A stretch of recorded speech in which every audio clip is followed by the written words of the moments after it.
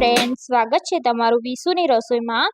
આજે આપણે લગ્ન પ્રસંગમાં મળે તેવા દાળ ચોખાના લાઈવ ઢોકળા બનાવીશું। પરફેક્ટ મેજરમેન્ટ અને પરફેક્ટ ટીપ્સ સાથે આપણે આજે આ ઢોકળા બનાવીશું। એકદમ સ્પોન્જી અને એકદમ પોચા રૂ જેવા બને છે। આ ઢોકળાને સિંગ તેલ અને કાઠિયાવાડી લસણની લાલ ચટણી સાથે સર્વ કરવામાં આવે છે। તો સાથે આપણે લસણની ચટણી પણ બનાવીશું। તો ચાલો જોઈ લઈએ લાઈવ ઢોકળા કેવી રીતે બનાવવા। તો લાઈવ ઢોકળા બનાવવા માટે સૌપ્રથમ આપણે દાળ ને ચોખાને પલાળવાના છે। તો મેં અહીંયા 1 કપ જેટલા ચોખા લીધા છે, જે ખીચડીના ચોખા આવે છે તે લેવાના છે। સાથે અડધો કપ આપણે ચણાની દાળ લઈશું અને 1/4 કપ આપણે અડદની દાળ લેવાની છે। જો તમારી પાસે ફોતરા વગરની મગની દાળ હોય તો તમે તે પણ 1/4 કપ જેટલી એડ કરી શકો છો, પણ મારી પાસે નથી એટલે મેં એડ નથી કરી। હવે આપણે દાળ અને ચોખાને સરસ રીતે પાણીથી ધોઈ લેવાનું છે। બાસમતી સિવાય અહીંયા તમે કોઈ પણ જાતના ચોખા લઈ શકો છો। મેં અહીંયા દાળ ચોખાને ધોઈ લીધા છે। હવે આપણે તેને પાણીમાં પલાળીશું। તો અહીંયા આપણે આ દાળ ચોખાને 4 કલાક માટે પાણીમાં પલાળી રાખવાના છે। તો હવે આપણે ઢાંકણ ઢાંકી 4 કલાક સાઈડમાં મૂકી દઈશું। તો અહીંયા 4 કલાક જેવું થઈ ગયું છે અને દાળ ચોખા સરસ રીતે પલળી ગયા છે। તો હવે આપણે તેને પીસવાના છે। તો મિક્સર જારમાં આપણે દાળ ચોખા એડ કરી દઈશું। તો પાણી આપણે એડ નથી કરવાનું। હવે આપણે અડધા દાળ ચોખા એડ કરી અને 1/4 કપ જેટલું દહીં એડ કરી દઈશું અને આપણે થોડું પાણી એડ કરી અને દાળ ચોખાને પીસી લેવાના છે। તો દાળ ચોખાને આપણે સરસ રીતે પીસી લેવાના છે। થોડા અધકચરા રાખીશું જેથી આપણા ઢોકળાનો ટેસ્ટ ખૂબ જ સરસ આવશે। તો મેં અહીંયા દાળ ચોખાને સરસ રીતે પીસી લીધા છે। તો હવે આપણે એ જ બાઉલમાં બીજા દાળ ચોખાને પણ પીસી લેવાના છે। સેમ એ જ રીતે આપણે દાળ ચોખા એડ કરી થોડું ખાટું દહીં એડ કરી દેવાનું છે અને થોડું પાણી એડ કરી આપણે પીસી લઈશું। તો મેં અહીંયા બધા જ દાળ ચોખાને આ રીતે પીસી લીધા છે। તો અહીંયા આપણા બેટરની કન્સિસ્ટન્સી આ રીતની હોવી જોઈએ, વધારે પતલી પણ નહીં અને વધારે જાડી પણ નહીં, એ રીતની અહીંયા કન્સિસ્ટન્સી રાખવાની। તો હવે આપણે તેમાં મસાલા કરીશું। તો અહીંયા 1 ચમચ આપણે મીઠું એડ કરી દઈશું, અડધી ચમચીથી પણ ઓછી આપણે હળદર એડ કરી દઈશું અને સરસ રીતે હળદરને મિક્સ કરી લઈશું જેથી હળદરનો કલર આપણા બેટરમાં આવી જાય।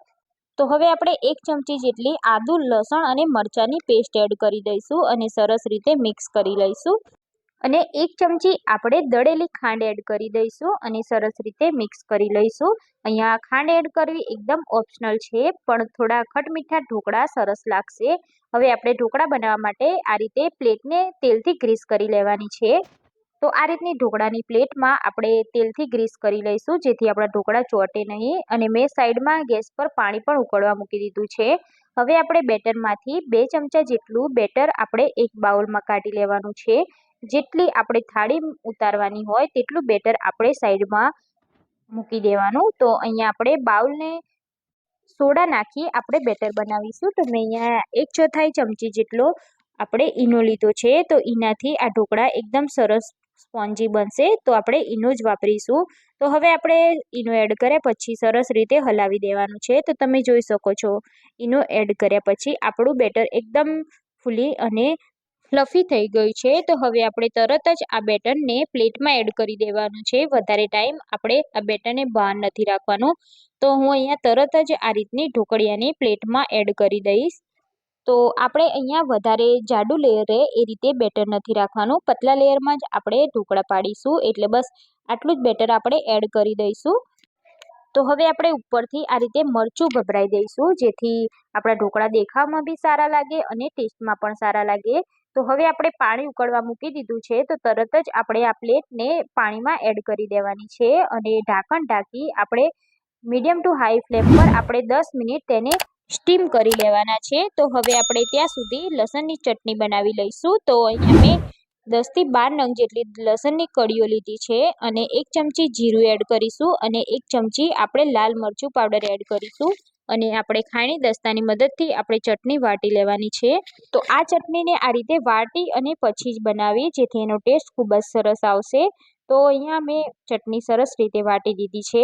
તો હવે આપણે ચટણીનો વઘાર કરીશું। તો મેં અહીંયા 3 ચમચી જેટલું તેલ ગરમ કરવા રાખ્યું છે। તો 1 ચમચી આપણે જીરું એડ કરી દઈશું અને તરત જ આપણે ચટણી વાટેલી છે તે એડ કરી દેવાની છે અને તેલમાં તેને સરસ રીતે સોતે કરી લેવાની છે।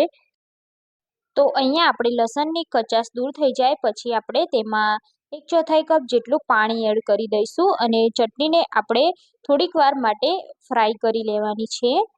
તો હવે આપણે 1 ચમચી જેટલી અહીંયા જીરા પાવડર એડ કરી દઈશું. 1 ચમચી આપણે કાશ્મીરી લાલ મરચું પાવડર એડ કરી દઈશું અને અડધી ચમચી આપણે મીઠું એડ કરી દઈશું અને સરસ રીતે આપણે મિક્સ કરી લઈશું. તો હવે આપણે 1 થી 2 મિનિટ જ આ ચટણીને સરસ રીતે કૂક કરવાની છે. 1 થી 2 મિનિટ જેવું થઈ જાય એટલે તરત જ આપણી ચટણી સરસ રીતે થઈ ગઈ છે. તો હવે આપણે આને સર્વિંગ પ્લેટમાં કાઢી લઈશું. ગેસની ફ્લેમને બંધ કરી લઈશું. તો અહીંયા આપણા ઢોકળાને પણ 10 મિનિટ જેવું થઈ ગયું છે અને તમે જોઈ શકો છો ઢોકળા એકદમ સરસ રીતે સ્ટીમ થઈ ગયા છે. તો હવે આપણે ચાકુની મદદથી ચેક કરી જોઈશું. તો અહીંયા આપણા ચાકુ પર બેટર ચોંટે નહીં એટલે આપણા ઢોકળા સરસ રીતે સ્ટીમ થઈ ગયા છે. તો હવે આપણે આને ગેસ પરથી નીચે ઉતારી લઈશું અને તરત જ આપણે બીજી પ્લેટને મૂકી દેવાની છે અને તેને પણ સેમ એ જ રીતે સ્ટીમ કરી લેવાની છે. તો હવે આપણે ઉતારેલી થાળીમાં આ રીતે સિંગ તેલથી ગ્રીસ કરી લેવાનું છે. તો આ ઢોકળા સિંગ તેલ સાથે ખાવામાં આવે તો ખાવાની ખૂબ જ મજા આવે છે અને ખૂબ જ ટેસ્ટી લાગે છે. તો ડીશ ઠંડી થાય પછી આપણે તેમાંથી પીસ કટ કરવાના છે. તો ઠંડી થાય પછી જ આપણે પીસને કટ કરીશું જેથી આપણા ઢોકળા એકદમ સરસ રીતે કટ થઈ જાય. તો અહીંયા તમારે મનપસંદ શેપમાં તમારે કટ કરી લેવાના. તો આપણે આ રીતે ઊભી લાઈન અને આડી લાઈનમાં ઢોકળા કટ કરી લઈશું.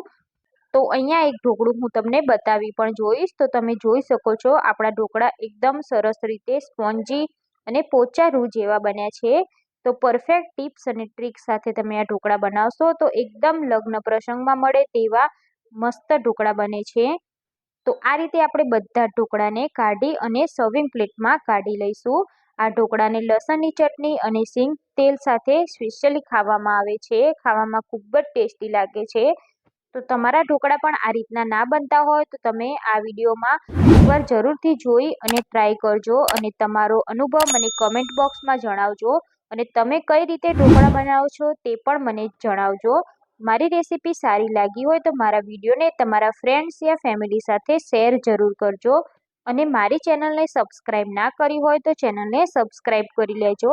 બાજુમાં આપેલા બેલ આઇકન પર ક્લિક કરી લેજો જેથી નવી રેસીપીના નોટિફિકેશન તમને મળી શકે.